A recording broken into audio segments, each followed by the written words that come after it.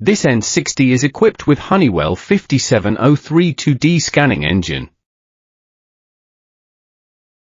Let's check the appearance of the scanning engine through the scanning window.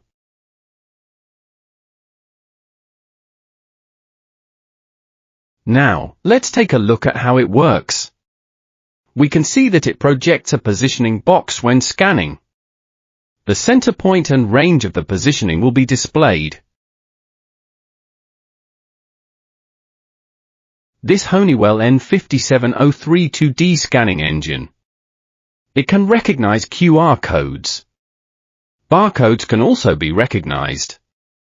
Let's test it.